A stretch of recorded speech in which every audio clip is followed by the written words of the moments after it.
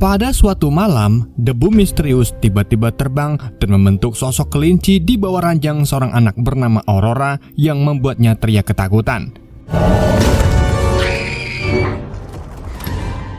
Orang tuanya pun langsung datang, namun Aurora memperingatkan kedua orang tua angkatnya itu agar tidak menginjak lantai karena ada monster. Akan tetapi saat dicek, ternyata mereka tidak melihat apapun. Kedua orang tuanya pun menyuruh Aurora bobo lagi dan pergi sambil mematikan lampu. Karena masih takut dengan debu kelinci itu, Aurora memilih bubuk di balkon. Tak lama ada bintang jatuh. Aurora pun berdoa meminta agar ada seorang yang bisa menolongnya dari para monster. Dan tiba-tiba datanglah cahaya kunang-kunang membawanya melihat pria berjuluk Resident 5P bernama Mats yang merupakan tetangganya. Dan Aurora pun langsung yakin dialah jawaban doanya.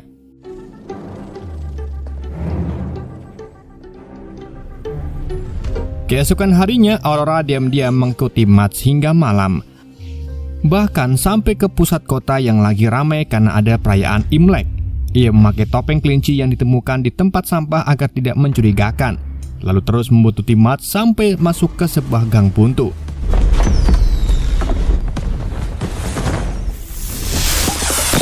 Dan secara mengejutkan, Aurora melihat Mats bertarung melawan para naga barongsai. Aurora pun terpukau melihat kemampuan Mats.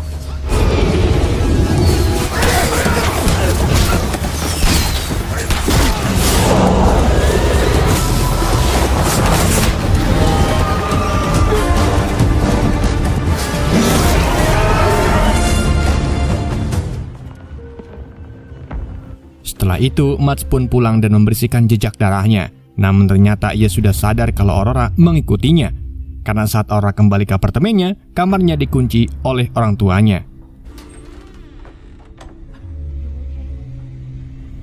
Keesokan harinya, Aurora masih dihantui ketakutan oleh debu berbentuk kelinci itu.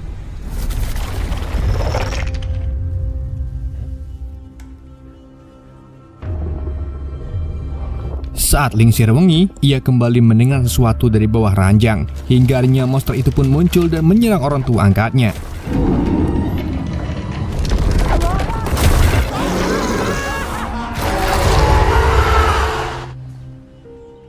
Keesokan paginya, Aurora mengecek kamar orang tuanya dan mendapati ruangan sudah rudal-radil berantakan tanpa jejak apapun. Aurora pun yakin mereka telah dimakan oleh monster tersebut. Di malam berikutnya, Aurora kembali berhati-hati agar tidak menyentuh lantai.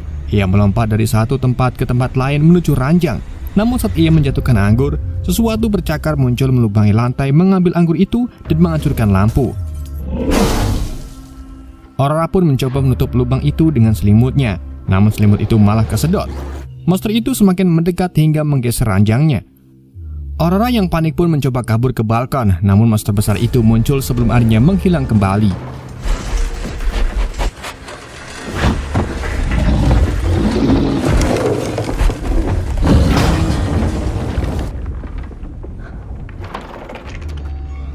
Di hari berikutnya, Aurora terbangun dan sempat mengira semua itu hanyalah mimpi. Namun saat melihat lampu kamarnya yang sudah rusak, ia pun sadar bahwa semuanya kejadian itu benar-benar nyata. Karena orang tuanya sudah tidak ada dan ia butuh makanan, Aurora nekat menyamar sebagai pengumpul donasi gereja lalu mencuri uangnya. Tak lama kemudian ia mengirim surat ke Mats untuk minta bantuan agar membunuh monster di bawah tempat tidurnya. Aurora pun bahkan menyelipkan uang hasil curian tadi sebagai bayaran. Tak lama kemudian Aurora menemui Mats secara langsung dan memintanya membantu melawan monster. Aurora yakin Mats mampu mengalahkan monster itu karena ia pernah melihat Mats mengalahkan monster naga saat Imlek. Tetapi Mats membantah itu bukan monster. Meski begitu, Aurora tetap bersikeras agar Mats membantunya. Saat ditanya soal orang tuanya, Aurora bilang awalnya mereka tidak percaya, tapi kini mereka sudah percaya karena telah dimakan oleh monster tersebut. Mats pun meminta bukti dan ikut ke apartemen Aurora. Show me. Di sana ia melihat kamar yang hancur, tapi tanpa darah atau sisa tubuh. Aurora menjelaskan monster itu memakan kedua orang tuanya secara utuh. Setelah menelusuri lebih teliti, Mats menemukan selongsong peluru dan dinding robek yang membuatnya curiga. Mats juga heran kenapa tak ada tetangga yang mendengar, tapi Aurora bilang monster itu bisa meredam suara. Saat disuruh lapor polisi, Aurora malah menyindir Mads yang bekerja sebagai pembunuh bayaran dan membuatnya terdiam. Ketika Aurora bilang orang tuanya mati karena menginjak lantai, Mads kesal dan tidak percaya. Meski begitu, ia tetap mau membantunya. Tak lama kemudian, Mads menemui ibu-ibu bernama Laverne yang merupakan rekan agen rahasianya dan menceritakan kejadian itu. Namun Mads menduga sebenarnya ada pembunuh bayaran lain yang salah target dan membunuh orang tua Aurora. Akan tapi Laverne justru khawatir karena Aurora bisa menjadi bahaya dan membongkar identitas Mads sebagai residen 5B serta bisnis pembunuhan mereka. Laverne pun menyarankan Mads untuk membunuhnya. Namun Mads menolak dan mengatakan Aurora hanya bocil yang tidak tahu apa-apa. I saw that Nagio. Doesn't eat the baby. Di malam harinya di apartemen, Mads mendengar ada yang datang dan langsung menyuruh Aurora bersembunyi di lemari. Sementara ia bersiap di atas langit-langit. Dan benar saja ada pembunuh datang. Mads pun langsung bertarung. Sementara itu di kamar Aurora, ada pembunuh wanita masuk ke kamar Aurora lewat jendela. Sementara Mads masih kewalahan menghadapi pria itu.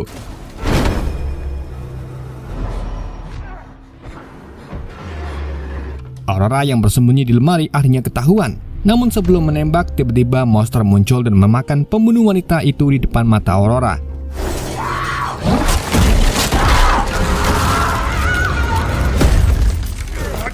Di waktu yang sama, Mads akhirnya berhasil mengalahkan musuhnya lalu mengecek Aurora. Saat Aurora menceritakan kejadian itu, Mads masih ragu karena monster tidak menyerangnya juga. Namun setelah melihat bekas tembakan di kamar, Mads mulai sadar bahwa Aurora tidak berbohong. Tak lama kemudian, Mads membawa jasad pembunuh ke kamar mandi untuk dimutilasi agar menghilangkan jejak. Tapi tiba-tiba Aurora datang mengagetkan Mads. Ia justru menyarankan agar jasad itu diberikan ke monster di kamarnya saja. Namun Mads mengatakan bahwa ia ingin cara yang lebih masuk akal. Why'd you have to cut him into pieces? Setelah selesai memotong-motong tubuh penjahat itu, Mads meminta Aurora membantu membungkus potongan jasad itu ke dalam koper. Di tengah kedekatan itu, Aurora bertanya kenapa ada orang bersenjata datang ke rumahnya. Mads pun menjelaskan bahwa orang tua angkatnya bukan dimakan monster, melainkan dibunuh pembunuh bayaran yang salah target. Dan kemungkinan mereka kini juga diburu karena mengetahui identitasnya. Namun Aurora tetap bingung dan bersikeras monster itu nyata. Mads pun terus menyangkal, termasuk soal naga kemarin malam yang ternyata hanya penyamaran para pembunuh bayaran yang mengincar Mads. Tak lama kemudian ada seseorang yang mengetuk pintu, dan ternyata yang datang adalah seorang wanita bernama Brenda dari dinas sosial untuk kunjungan adopsi. Mads pun berpura-pura jadi orang tua angkat Aurora.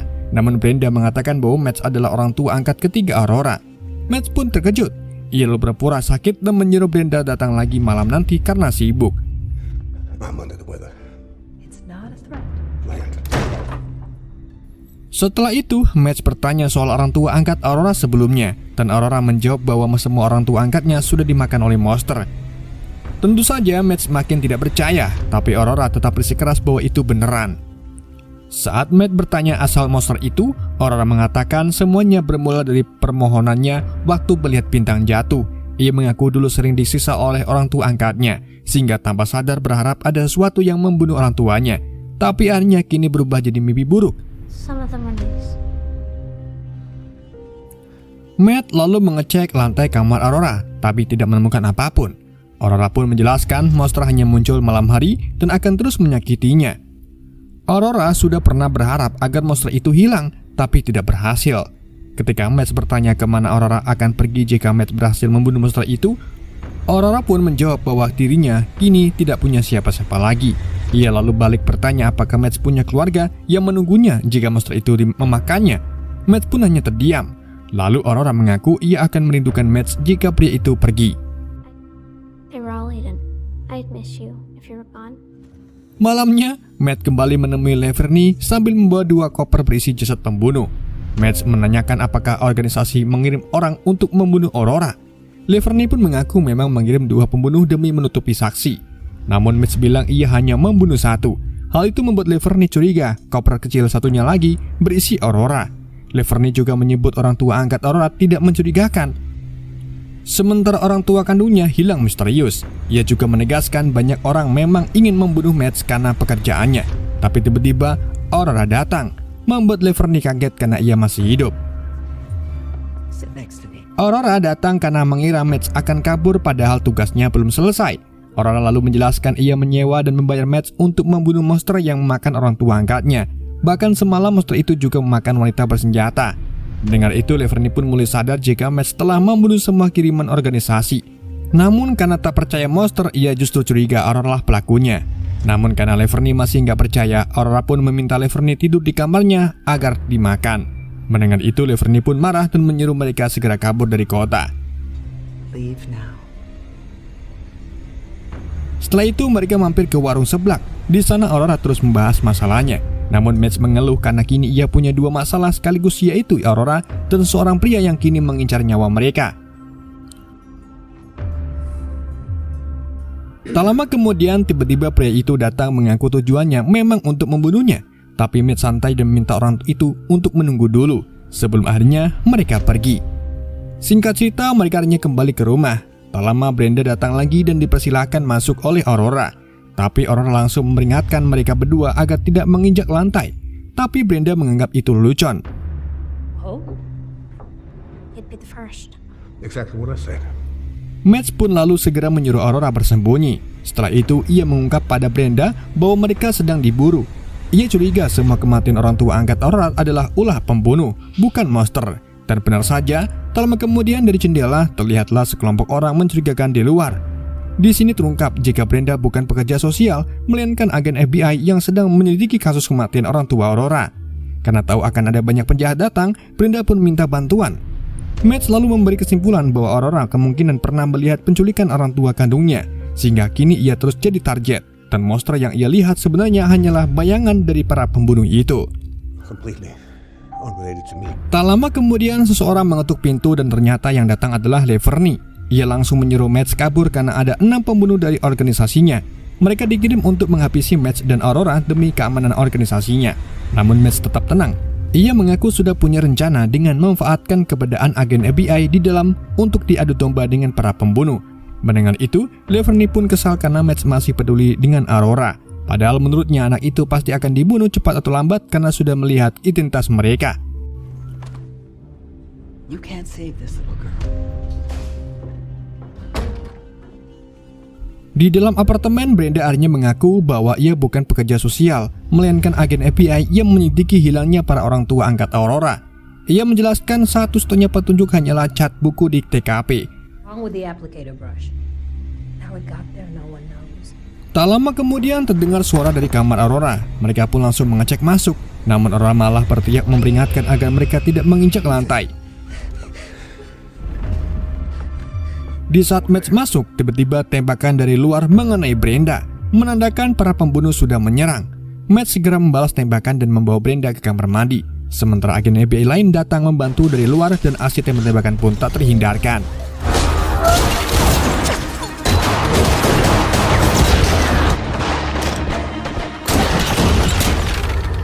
Di dalam kamar mandi, Brenda ternyata selamat karena memakai rompi anti peluru.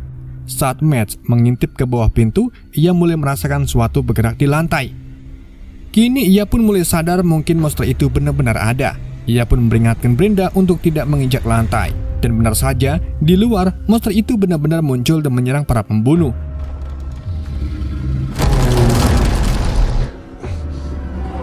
Meski ditembak berkali-kali, monster itu tidak terluka dan malah membantai mereka satu persatu. Mads yang panik pun mencoba mencari sesuatu untuk senjata, namun yang ia temukan malah cat kuku.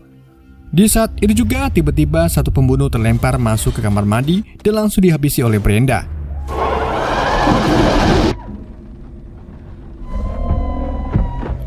Sedangkan di luar, 3 pembunuh yang tersisa mulai panik dan memanjat tembok. Bahkan ada yang bergelantungan di dinding untuk menghindari lantai. Tapi tetap saja satu persatu dimakan monster.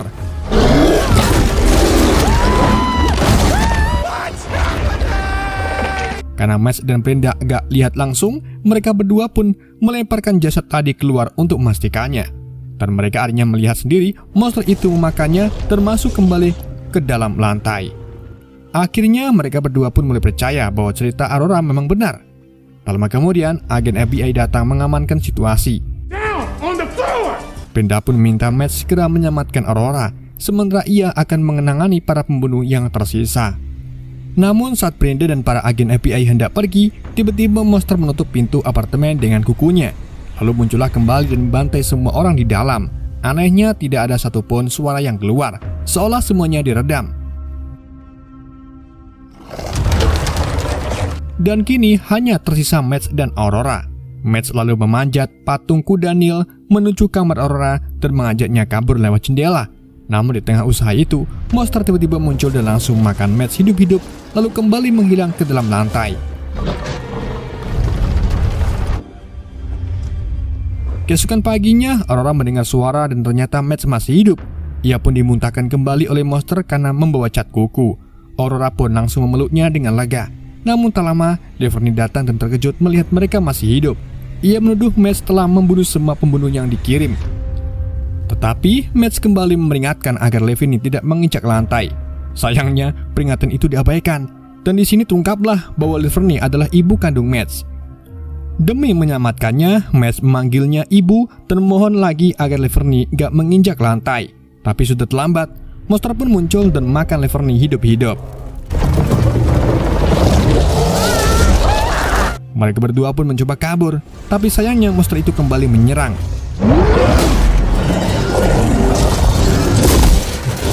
Saat monster hendak menyerang Mads lagi, Aurora berdiri dan menghentikannya. Dan ternyata monster itu patuh pada Aurora. Aurora akhirnya sadar bahwa monster itu bukan ingin membunuhnya. Mads pun mengatakan bahwa monster itu akan melindunginya karena ia sendiri yang meminta lewat permohonannya dulu. Kini Aurora tak lagi takut dan bahkan ingin Mads menjadi ayahnya.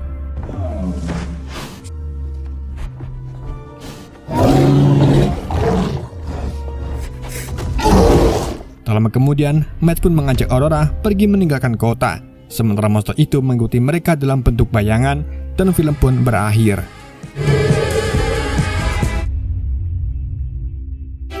Oke guys, itulah alur film Das Bunny yang dirilis pada tahun 2025. Semoga kalian terhibur dengan alur cerita yang saya bawakan. Mohon maaf jika ada kesalahan dalam penyampaiannya ataupun penyebutan nama. Sekian dari YND, sampai jumpa di video berikutnya.